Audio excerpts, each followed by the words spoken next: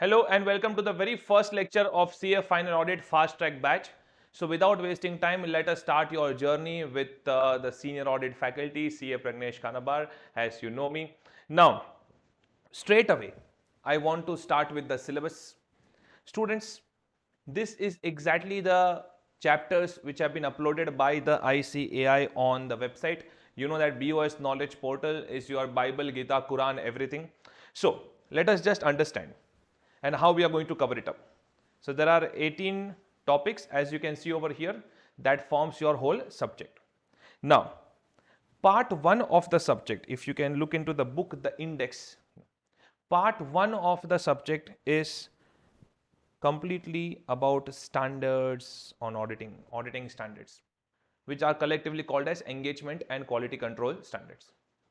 How many chapters of the module are dependent on this and what is the coverage that is expected from the students to clear the paper? Now, if you look at the chapters uploaded over here, chapter 1, 2, this chapter 1, 2, then chapter 3, risk assessment and internal control, and then chapter number 6, audit report. So 1, 2, 3 and 6 of the ICAI syllabus are covered in this particular part of engagement and quality control standards. Students, are these 4 chapters the whole portion of standards auditing? No. Because when you go to these chapters, chapter 1 is just about overview and introduction. When you actually go into these chapters, you will realize that although institute has discussed some selected topics in these chapters, but at the end they have asked you to refer to auditing standards. Also look at this, how much you are supposed to refer from intermediate level. Then they have given the standard numbers to be referred from auditing pronouncements. All right. So many professors and many students also think that, okay, we are not supposed to cover whole auditing pronouncements. We are supposed to cover only the topics which they have discussed in these chapters. Yes, the topics which they have discussed in these chapters becomes very important. But that does not mean that you are supposed to completely forget what you have studied at inter-CA level and what is given in auditing pronouncements, because in between, when you read these chapters, they have given references that apart from this, students also need to do X, Y, Z and stuff. All right. Then as we move ahead, if you go into some other topics, look at this, risk assessment and internal control. There are lots of discussions from some selected standards done over here, correct? And after that, they have given lots of references to be done from here and there. When you go into the topics, you realize lots of things to be done from auditing pronouncements, then some inter-CA concepts they have printed over here. Then when you look at this particular point, this particular chapter, oh my god, their favorite audit report topic, you see 71 pages topic, also includes a question bank, small question bank that they have given, and they have given references to these standards. So they have said that, okay, please read it from auditing pronouncements, but the most important areas of these standards have been discussed in these chapters also. So from exam point of view, chapter 1, 2, 3 and 6, which is discussed in the module, and all the topics discussed inside that chapters, inside those chapters, they become extremely important from exam point of view. But not covering auditing pronouncements will be a big mistake, because whether you take July 21 papers or you take December 21 papers, there were questions asked from deep down paragraphs of auditing pronouncements, and hence only a fool is going to ignore that, and we are not registered fools over here. So you are not supposed to worry. Chapter 1, 2, 3, 6, auditing pronouncements, concepts from inter-CA, whatever, all taken together, whatever is exam oriented, all right, without trimming the syllabus, it is there in our fast track book, also there in my regular course book, also there in fast track book. In fast track, I have just presented the content in a different manner so that it can be done in a little bit more faster pace, like charts and tables and everything I've pre-printed over here, so that you have to just fill up some blanks. So that is the part 1, engagement and quality control standards. Then as you move ahead in the syllabus, you see over here, okay, one big chapter, and that is the chapter of professional ethics. Now, professional ethics is dependent upon Chartered Accountants Act 1949 and the regulations and guidelines over there. It is nothing but the code of ethics that chartered accountants are supposed to follow. And when you get into this chapter, you see 163 pages of the ICA module. Content, question bank, this and that, but one of the favorites of the students, because when you get into this chapter, when you look at the past papers, you realize that there are 16 marks questions which are always asked from this particular topic. And hello, good news, you can score full marks over here because it is section based, fact based, that you are supposed to write do's and don'ts of chartered accountants in a very simple language. Okay, so that becomes your part 2, professional ethics. And then part 3, company audit. Okay, now when you look at company audit, it is a big mistake that students think that only section 139 to 148 is asked in the exams. No, no, no, no, no, no, no, no. It is section 139 to 148 plus some other sections, like some sections from accounts of the company, chapter 128, 129, 130, 131. Then some questions from dividend related provisions, section 123 to 127. Then some discussions on schedule 3 which are done in your FR paper, which is asked over here. And then there is one small discussion of audit of LLP also, which is given in company audit module. I will be covering all the contents of company audit module in various topics. Do not worry about it. Okay, but if you are thinking that questions are asked from section 139 to 148 only, then you are wrong. When you look at July 21 paper, you will see that they had asked question from section 130, 131. All right, so it's wrong if you think that only inter-CA company audit provisions are going to be asked over here. Okay, so that becomes your part 3, company audit. And part 4, for which I have created a separate book in fast track batch, audit of various entities and special assignments. Now be very attentive over here. For the students who are freshers and have their first attempt, they tend to take these topics lightly because these topics are not that interesting. These topics do not have lots of logics and not a lot of interesting content where you can interrelate, create lots of case studies, although 3-4 topics are very interesting. But if you are a person who has already given the paper and then if you have bought this fast track batch, then maybe this is one of the reasons why you have bought it, or if you're going to buy it, then this is one of the reasons. Because we have seen that professors and students, both the community, they don't focus on the last part of the syllabus, and that is where problems begin. So chapter 1, 2, 3, 6 standards, chapter 18 professional ethics, and chapter 5 as per the ICA module company audit. And you see there is one schedule 3 annexure also that is attached to this. Now these are 3 parts. Now look at the other topics. Look at the other topics, the remaining topics. Chapter 4, auditing in an automated environment. All individual topics, small topics. Then chapter 7, audit committee corporate governance, audit of CFS, audit of banks, audit of insurance, audit of NBFC, tax audit, audit under fiscal laws, audit of PSU, liabilities of auditor, IMO audit, internal management operation audit, due diligence, investigation, forensic audit, peer review and quality review. All of these topics taken together have a very heavy impact on your paper. Now the biggest mistake that students commit is they leave few of these topics in option. Now for example, if you are a January 21 attempt student and if you left peer review in option, then maybe you lost your 10 marks or so. If you are a, let us say, December 21 student, if you left audit of banks and NBFC in option, then in that case you lost a lot of 8 to 10 marks, heavy marks you have lost. And let us say in December 21 you prepared peer review properly because someone told you from January 21 that that topic is important, and then you see in December 21, oh my god, we are not seeing questions on peer review. So stop doing ABC analysis. You need to stop that, because these topics taken together, they attack as a bunch, as a pack of wolves. All right, some topics may not be asked all of a sudden in one attempt, and then in another attempt they may ask from that topic. So there is a merry-go-round that goes on over here. Okay, it's a roulette game that you play in a casino. So please be careful. Leaving anything in option is just suicidal over here, and we need to remain positive. And that is why I have created a separate book. In fact, this book took me a lot of time because I had to put such content which students will read, not leave it in option, and they will be able to do it in a manageable time also. All right, so that is your Fast Track Book 2. So there are two books, Book 1 and Book 2. Book 1 containing 3 parts and Book 2 containing the fourth part of the syllabus. All right. Now the access that you have been given to this course also, very nicely I have segregated the folders over here. Part 1 will be auditing standards, part 2 professional ethics, part 3 all company audit related discussions, and part 4 audit of various entities and stuff. And topic wise you will see that videos will keep flowing in these folders, and you can anytime reconcile it with the ICAI syllabus. But let me tell you something. I have been teaching audit since many years, and there have been multiple times at finals and inter-CA level where my students have scored all India first in audit. They have got best paper presentation award also.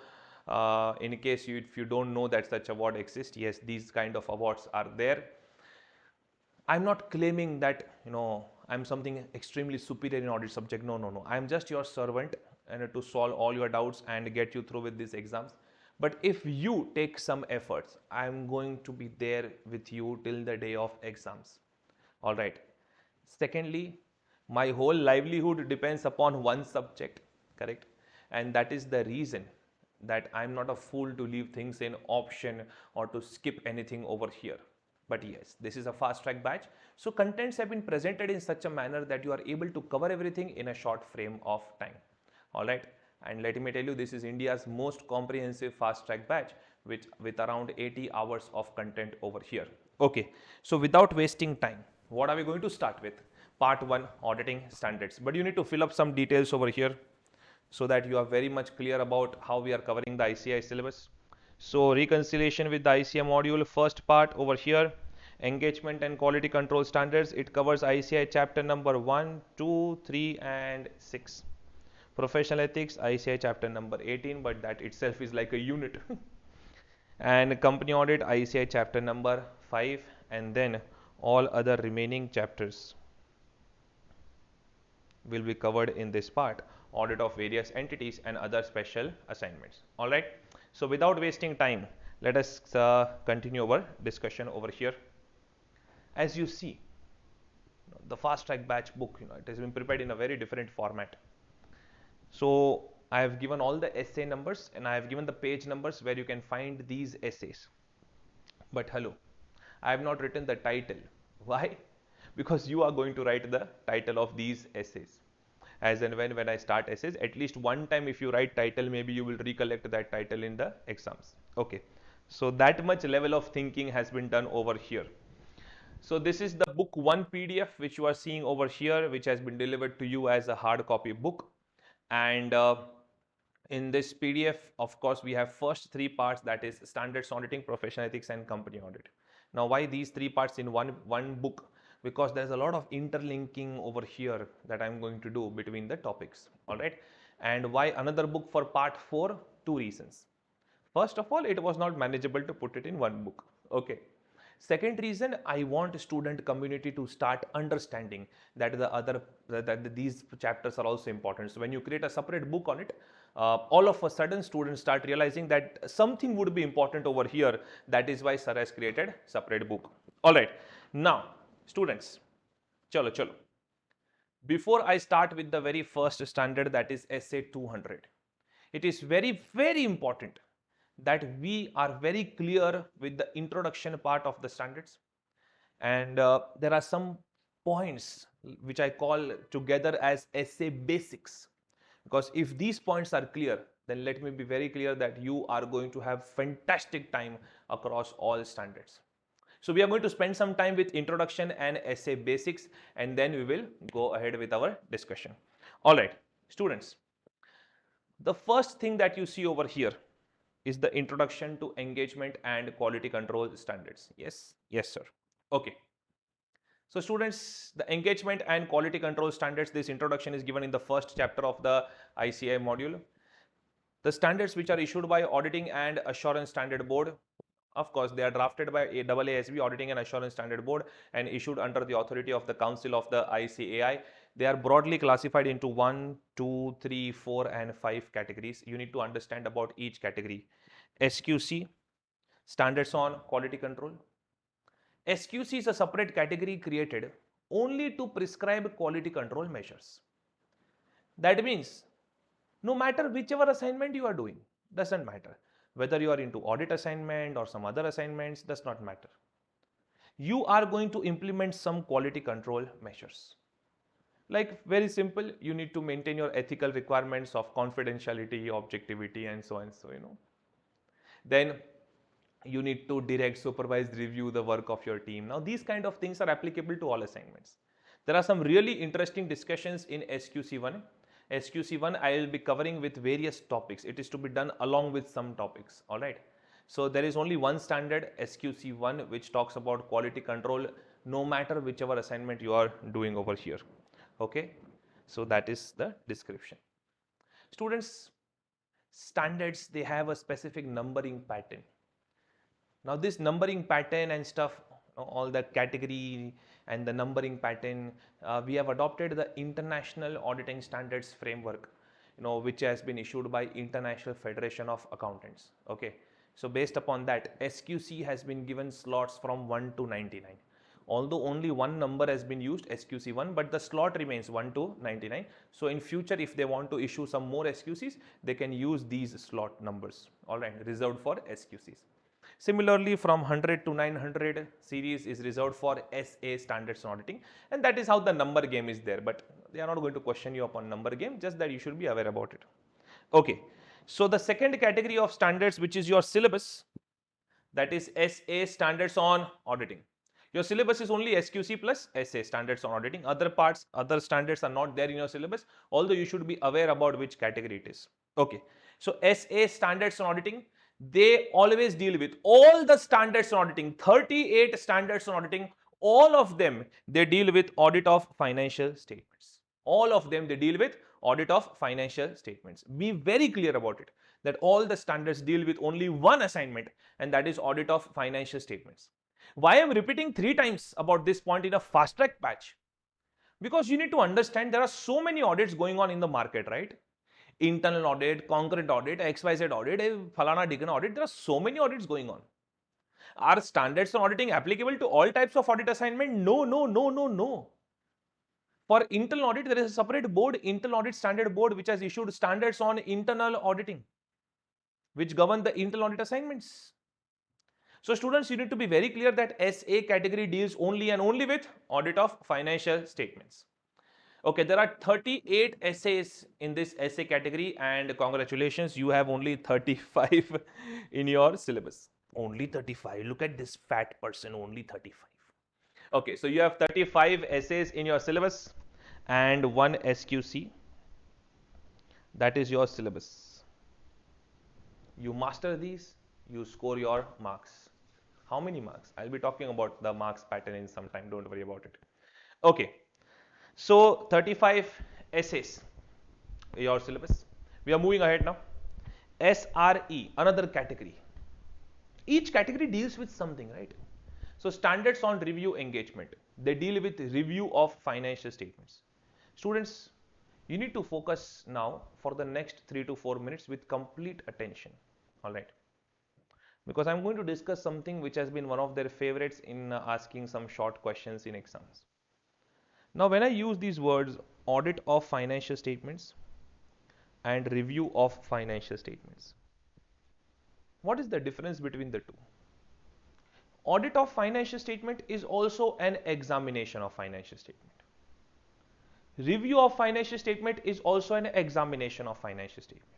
Means in both the assignments, whether I say audit of financial statements or whether I say review of financial statements, in both the assignments we are conducting some kind of examination of financial statements. Then what is the difference?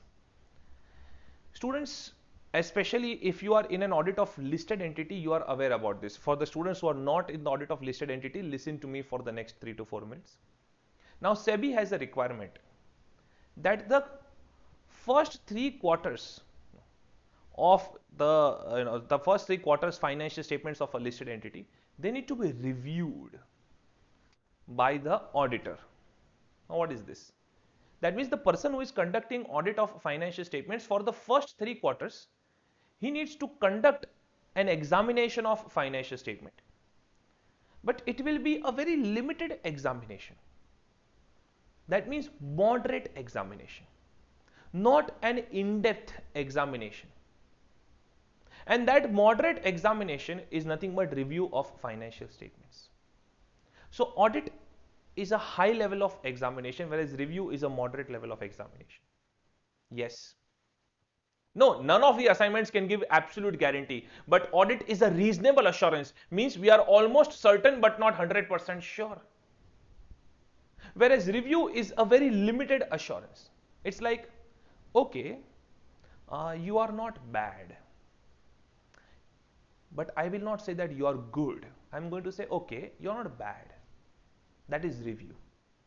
In practical terms, when you're writing a review report, we clearly say that with the review procedures that we have applied, nothing has come to our knowledge which suggests that financial statements are materially misstated. Means we have not found a material misstatement. But I am not going to say confidently that yes, financial statements are free from material misstatements, or financial statements are prepared as per applicable financial reporting framework. I am not going to use such kind of clear positive statements. I'm going to say, okay, with the review procedures that we have applied, nothing has come to our knowledge which indicates that financial statements are materially misstated. Means it is like, okay, bro, as of now, we don't have any problem. So that means everything is fine, na? No, that I will not say in a review assignment. As of now, we don't have any issues. That means you're okay with it, no? No, that we will not say in a review assignment. That's the difference. Audit, tell me, come, chalo, say it with me. Audit, high level of examination, reasonable assurance. Review, moderate examination with limited assurance. And exact difference, I have given it over here. Look at this. Audit involves high level of assurance, of course, not an absolute assurance, no one can give guarantee. Also called as a reasonable assurance or positive assurance. Positive because we say positive statements that okay, we hereby express our opinion to the best of our information and knowledge that financial statements are free from material misstatements. It's a very positive, straight statement. Okay, direct statement.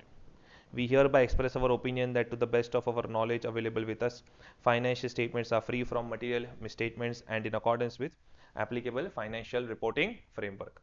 Okay, then review. Look at this. In review, it involves moderate level of assurance, also called as a limited negative assurance. Negative assurance because it's because of the English. There are two statement structures in English. One is positive statement structure where I say, okay, you're good. Negative statement structure, okay, you're not bad. Correct. Look at this. This is the line that we use in our review reports. With our limited examination, nothing has come to our knowledge that suggests that financial statements are not free from material misstatements. No. So nothing has come to our knowledge which suggests that financial statements are materially misstated or not free from material misstatements. Okay. So students, this is the difference between audit and review. Audit of financial statement, review of financial statements. These are two completely different assignments. Although they sound very similar, but the approach, the level of assurance that we give in the report, these things are different. And finding out this difference between audit and review has been one of their favorite 3 marks kind of examination question. So we can expect this in MCQs and stuff. All right, I'll be talking about the paper pattern and stuff in some time. Let me just give an introduction to standards first. Okay, then standards on assurance engagement, 4th category, SAE. See, in SRE total there are 2 standards. In SAE there are 3 standards. All right, revise it one more time. SQC has 1 standard dealing with quality control measures. SA has 38 essays, but you have 35 in your syllabus, all dealing with audit of financial statements. SRE, standards on review engagement, dealing with review of financial statements. There are 2 standards. You do not have in your syllabus. You don't have that in your syllabus. SAE, standards on assurance engagement. There are 3 standards over here, and all 3 of them not in your syllabus, but you need to understand about this category. The only thing that you need to understand about this category is nice, relax, other assurance engagements. There are 3 standards, all 3 dealing with some different things. All three of them have one thing in common, where client is going to give you some data, you're going to express some kind of opinion on that, but there is no uniform discussion over here, not dealing with only one kind of assignments. Like there is one standard which says that how are you going to examine prospectus which is given by the client, prospective financial information, or examining the prospectus, examining projected financial information. And there is one more standard dealing with completely different things over here. So there are three standards. In all three, we are going to examine something and give an opinion. But yes, it is something other than financial statements that we are examining. That is why they are called as other assurance engagements. All right. Do not get into more depth over here, not given even in your module. Okay. SRS, standards on related services, the very last category. Now, what is this standards on related services? Very simple, students. You are my client, and let us say I am a CA in practice, you are my client. You asked me to do some analysis of the debtors receivable management. Okay, that debtors are pending since how many months, please give that analysis and stuff, which is called as aging analysis of the debtors. You asked me to prepare that data. I said okay, I'll do it. Then let us say you asked me to give a certificate on some facts, just some attestation work which you have given to me. Then let us say you asked me to prepare a summary of your financial performance. Let me tell you, these are some sundry assignments. AUP, agreed upon procedures. So whatever is agreed between you and the client, some sundry assignments are covered over here. But one thing is very clear, that in all of these assignments, hear this out properly for MCQs, that in all of these assignments, you are not going to express any kind of opinion. Means it's not like I'm going to examine your data and give an opinion on the details and the controls based upon which this data was formed and stuff. No, no, no, no. Do not expect any kind of assurance activity over here. These are some assignments which are done just to help the client in certain areas. So there are two standards over here, standards on related services, dealing with AUP, agreed upon procedures with the client. No assurance activity involved. Mark this for MCQs. Oh, MCQs? I'll be talking about that also. Don't worry. No assurance activity involved. Okay. So what kind of questions you can expect from here? Because in every concept, let me be very clear, you have joined this course because you want to be exam oriented. In every concept, we need to think about it, that what kind of questions you are going to expect over here. One question is difference between what is audit and review, correct? Which is given over here in the box. Another question is about this category SRS. You should be aware about this, that there are no assurance assignments involved over here. No assurance activity involved.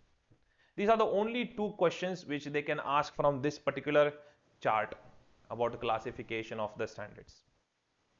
Who is the authority which issues the standards? Council of the ICAI. Who is the authority? Name the authority which looks after preparation, development of the standards. Auditing and Assurance Standard Board. Let me tell you better very clearly, Auditing and Assurance Standard Board is not the final authority which issues the standards. It is issued under the stamp and authority of the Council of the ICAI, the highest decision making body of the ICAI. But yes, Auditing and Assurance Standard Board will look after the formulation, development of the standards. Okay. So two questions that you can expect, difference between audit and review, and this one SRS has got no assurance activity over here. Sorry, at the cost of repetition, I'm saying this because I want students to be focused. Now, as I was explaining, I told you multiple times that I'll be talking about the marks and paper pattern, but I just wanted you to get into some form so that you realize that what I'm going to discuss next. Now, why such a detailed discussion on standards from the very first page? Because obviously standards will have an impact of 25 marks on your paper, considering the descriptive part and the MCQs. You know, there are going to be two types of MCQs. One is integrated case study based MCQs, and then some individual MCQs. So I hope that you are aware about the paper pattern. If not, then I'll be very fast with that. You have 100 marks paper, 70 marks theory, and 30 marks MCQs. In MCQs also 20 marks are integrated case study based MCQs, where they will link various concepts and then they are going to question based upon that. So they will link various concepts, and one case study they will create and 5 questions on that. 2 case studies, 10 questions into 2 marks per question, so 20 marks questions over there, and 10 marks individual MCQs. Okay, so 70 marks will be your theory descriptive question. In that also, question number 1 is going to be compulsory, and then from the remaining questions you will be given a cushion to leave one question in option. Okay, now the problem is that detailed discussion of standards is required because it will be asked in MCQs, it will also be asked in your descriptive questions, and it is asked in the compulsory question. So that means if you do not do something from here, you miss out on question number 1. If you miss out on question number 1, that means you are missing out on a compulsory question. And that is why it is important to have a detailed discussion of standards. Plus, there are so many standards which are linked with other concepts, so they can just use it in integrated case study based MCQ scenario also over here. Okay. Now, students, professional ethics will have a 16 marks impact for sure. Company audit, the weightage has been very volatile. Sometimes they ask questions, sometimes they don't ask questions. Such that the questions that they ask is also not necessary from section 139 to 148. They will ask questions from some other areas. I told you there are other sections also which are important, which I'll be discussing company audit, so don't worry about it. So there could be a maximum 10 marks impact on the paper. And then around 40 marks, 35 to 40 marks impact will be from here. Don't keep on telling everything 65, 16 and 10, 26. Oh, sir has given only 90, 95 marks weightage. Where are the balanced marks? There is always plus minus 5 which happens on this and this part. Correct? Professional ethics 16 marks is stable weightage. Company audit 10 marks, sometimes it could be 0 or 4 marks, and the balance 6 they will add it over here or they will add it over here. So these things keep changing a little bit, but broadly this is the paper that you expect. And that is why it is very important to do a detailed discussion of standards. I could have said these things in the beginning of the lecture also, but then it would have sounded like just a lecture and not a meaningful session. That is why first I am just giving you a glance about how much detail we are going to go into standards. And I want you to stay committed to this topic because this can play with your career. All right. So just stay with me. For every concept, I'll be telling you why I'm teaching this concept and how it can be important for exams, what kind of questioning that they can do. So in descriptive questions also, of these 70 marks, there could be, theory questions, case study based questions. So you will have to hear me out very carefully because in a fast track batch, every word is measured and then it is spoken, correct? Because every minute matters over here. And that is why you'll have to hear me out very, very carefully. In case of doubts, as told to you earlier also, there are doubt solving options through the chat box of my app, the Audit Academy. And there are live Zoom sessions which are conducted every week in the evening, which is the details about those sessions are given in the chat box of the students who are subscribed to this course. And you can ask doubts over there. But you have to be very careful. When I say that, okay, this can be important for MCQ, okay, this will be asked as a theory question, okay, this line they will use in the question, okay, this point is there for case study based questions. Do not worry, I've also given you a question bank which I give it in my regular course also. Alright, so it is the same question bank which has been given to you, but any question bank formed by any professor is always going to be indicative. The main thing is the content book, correct? So whether you are covering everything from that content book properly or not. Okay, stay committed and you will be through with the sessions. Do not worry about it. So students, I hope you are very clear with the classification of standards. Yes, yes. Although you are looking at a recorded version of the video, but come on, you can just say it in front of the screen that yes, sir, we have understood the classification of standards. In case of any doubts, you can just reach out to me. I've already said the doubt solving mechanism. Now, you see this? I was talking about these bodies just 10-15 minutes back. So this discussion I've printed over here. Now you'll be like, why this discussion has been printed? It is there in the first chapter of your module. You cannot ignore it. Sometimes they may ask such kind of boring questions. So you should be aware about this. Okay.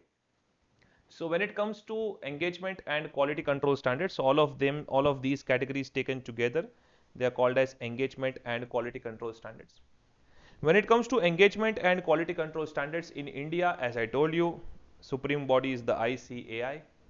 But what is the history? The ICAI first developed, a research committee in 1959, 1964, that area, that period.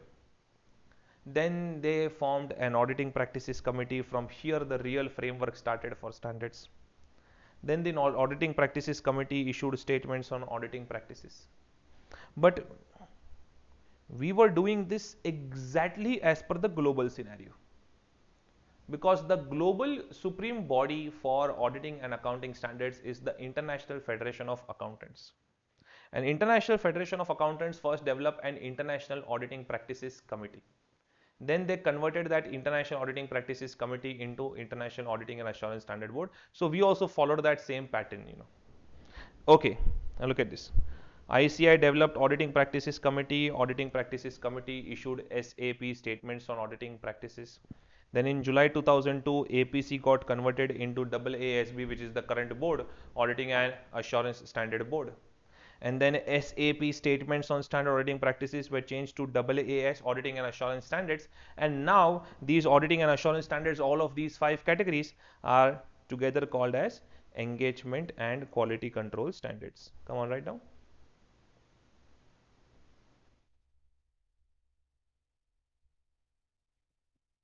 Okay.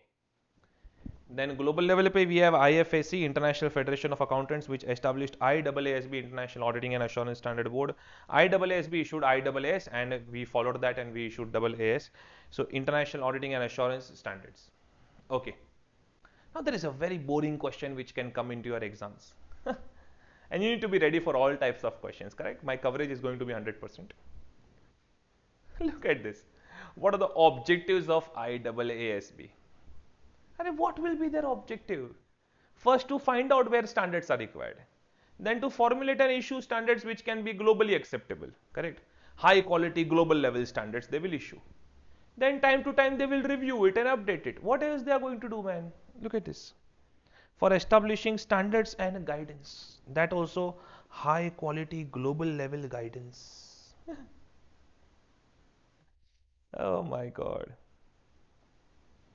For audit of financial statements, for review of financial statements, for other assurance engagements, for related services. Just talk about all the categories. So they will keep on issuing standards and guidance for these categories, and then they will keep on updating it. So you can create 3 to 4 points over there, it's done. So sir, the way in which you have written this over here, I know what is your doubt. Can we write it in the same manner in exams? See students, I have made my best effort to cover the whole syllabus over here in a fast track batch. So over there, of course, there will be some trimming of the statements, but I'll be writing key phrases for all the answers that are required, correct? So you can always, use a little bit of English and make this as a statement form, and you can create separate points. But this is what I need in your answer. These are the words that I need in your answer. Little bit, masala you can add on your own. That is okay. Okay. Yes. Now, this is the scenario, Indian scenario, global scenario. Let me talk about applicability of essays, because this is your syllabus, right? Now let me talk about this. Standards on auditing. Are standards on auditing applicable to all kinds of assignments? I mean, all types of audit of financial statements, whether it be a statutory audit or voluntary audit. Let us say that if they ask you a question about applicability of essays. Okay. In case of audit of financial statements of companies, the Companies Act itself says, I'll quote the section number also, section 143 subsection 9 read with section 143 subsection 10 of Companies Act 2013. This act itself is very clear, and it says that you have to follow standards on auditing which have been issued by the ICAI and notified by the central government. And central government has said that whatever standards auditing have been issued by the ICAI will be considered, as standards auditing to be followed while auditing financial statements of companies. So if they ask you about applicability of essays in case of audit of financial statement of companies, it's very clear that these section number you can quote and finish it off. But the interesting question would be, let us say that you have got audit of financial statements of some other entities. Let us say example, uh, a voluntary audit of a partnership firm. Voluntary audit of a partnership firm. So partnership firm is getting their financial statements audited because they want to get some loan sanctioned and stuff. Will the standards be applicable? Yes. Mandatory. Why? Arey, because it is issued by the ICAI. Whatever is issued by ICAI, that is mandatory only to be followed. We have to follow it. No, we have to follow it. No, we have to. No, don't talk like this. Don't talk like this. As per the preface to the auditing pronouncements,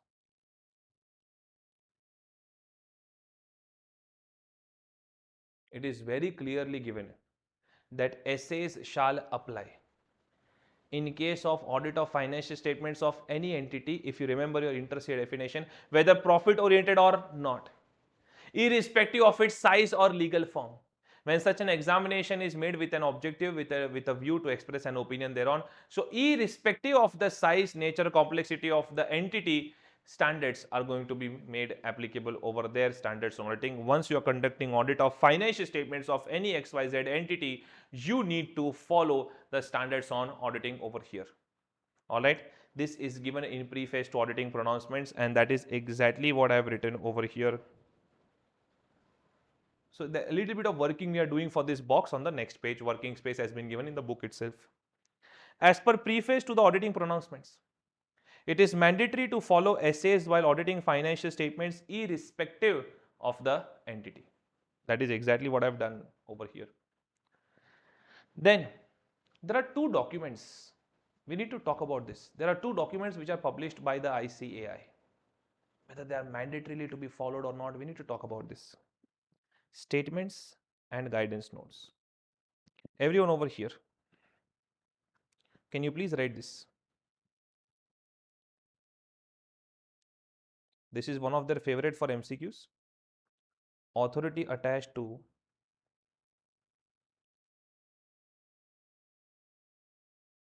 the documents issued by the ICAI. We'll be talking about two documents.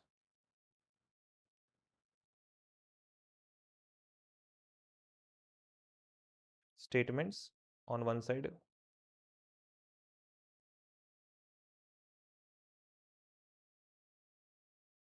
on the other side, guidance notes. Whenever I say that institute has issued a statement, whether it be a statement for accounting matter or a statement for auditing matter, because institute issues statements for both, no, for accounting matter, auditing matter, boss, that is mandatory. No if, no but, you must follow it. There is no option over there. You have to, you must follow it. Statements are always mandatory. All right. So statements, whether it is issued for accounting matter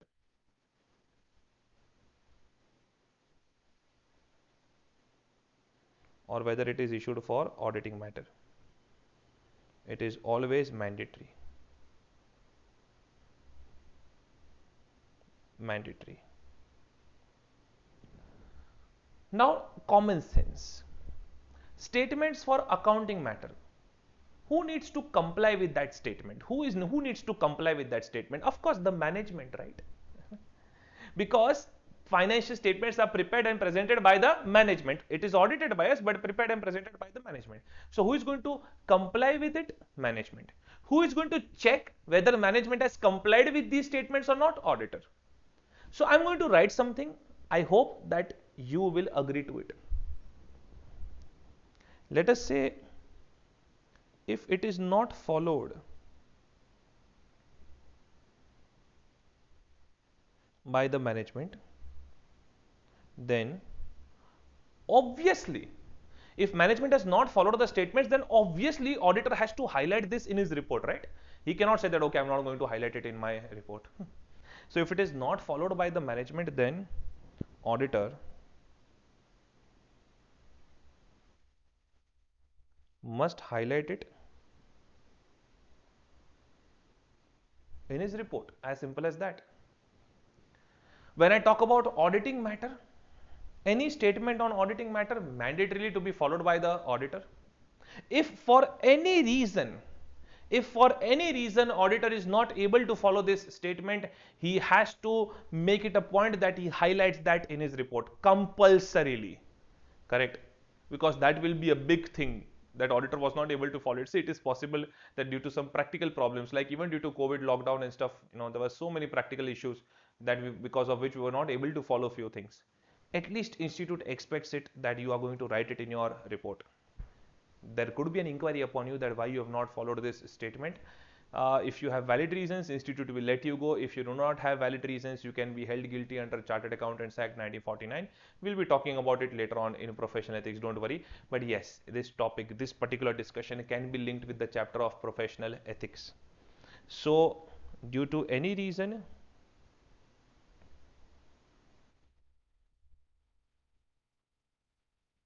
if auditor is unable to follow the statement,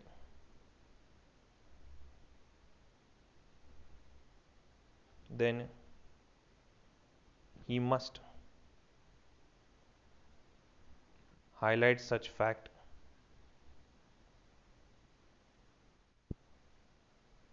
in the audit report. Must.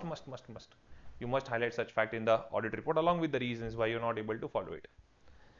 That is the importance of the word statement. Whenever I say institute has issued a statement, mandatorily it needs to be followed. When I talk about guidance notes, whenever institute issues a guidance note, first of all, please understand on which matters guidance notes are issued. On such matters which are little controversial, on such sections which are not clear, where you need examples about what to do in different situations, like let us say there is a duty to report fraud to the central government under section 143 subsection 12 of Companies Act. There were so many confusions over there that how auditor is supposed to exactly follow it, that it had to be explained with examples. And that is why a legal language of statement was not given by the institute. They said that, okay, this is the section, and for this particular section there are these situations can come up, and in every different situation how you are supposed to react as an auditor, that was given under a separate guidance note. So guidance notes are anyways given on such areas where you require a lot of guidance and examples. Now these things can keep changing, right? It is not necessary that you have encountered exactly the same situation which is given in the guidance note. You may come across some different facts and circumstances, and you may apply your own judgment, and you may want to do something different based upon your common sense. And that is why for guidance notes, institute has said that all of the guidance notes which are issued by the ICAI, please consider it as recommendatory.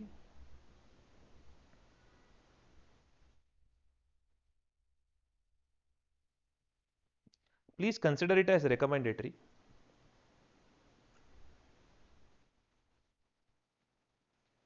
unless otherwise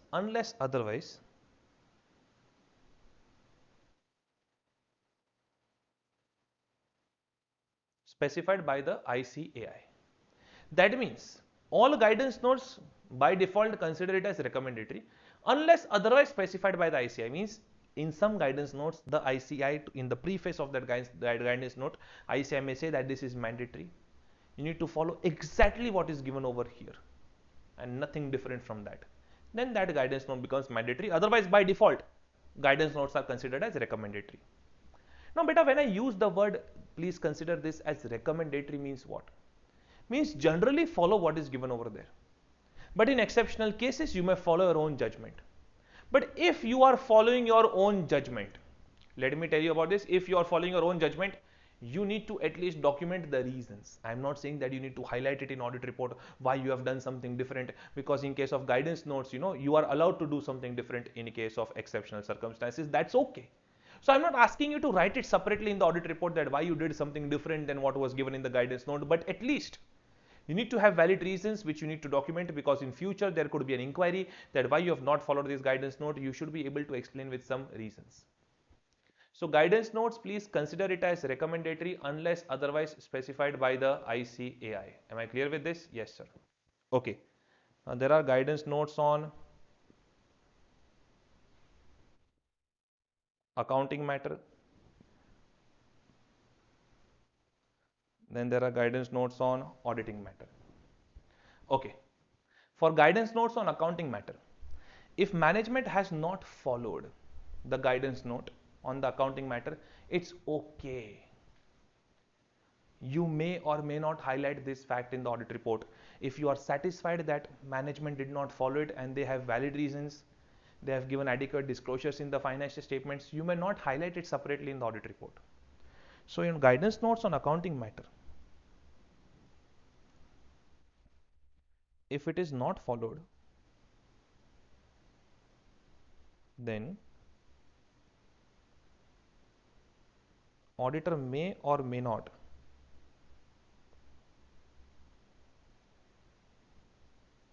highlight it in the audit report. Not necessary. You decide whether that is required to be highlighted in the audit report or not. All right. Okay. Guidance notes on auditing matter. Again, if not followed, then auditor may follow his judgment.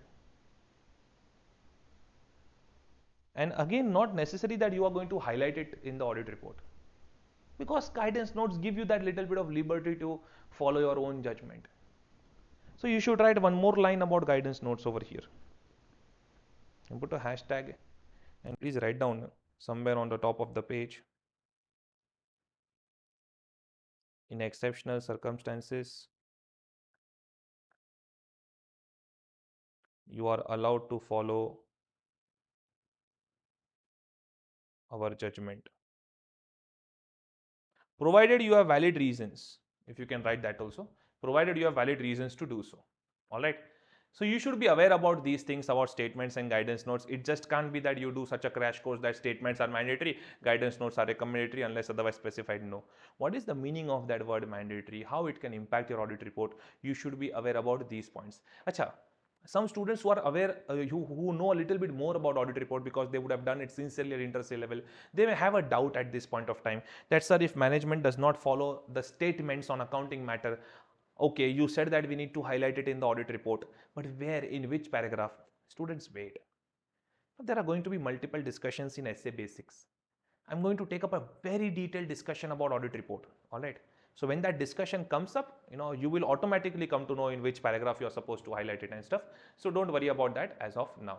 Just that you should be aware that statements on accounting matter, if not followed by management, we must highlight it in the audit report. Statements on auditing matter, if you are not able to follow it, you must highlight it in the audit report. Guidance notes on accounting and auditing matter, if management or you respectively are not able to follow it, not necessary that you will highlight it in the audit report. Whether to highlight it or not will depend upon your professional judgment. All right. So I hope you are okay with the speed that I'm going over here. Few sensitive things I'm going to repeat it 2 or 3 times because that hammering is required, to get the point across in your brains. All right. We are doing some basic concepts over here, and when it comes to basic concepts for standards, we are done with the classification. We did a little bit of basics from where standards have come up, a little bit of history and stuff. And we have understood the applicability of standard statements, guidance notes, and now we are going on to the concept of applicable financial reporting framework, a very, very important concept that needs to be discussed over here. All right, so let us start this discussion.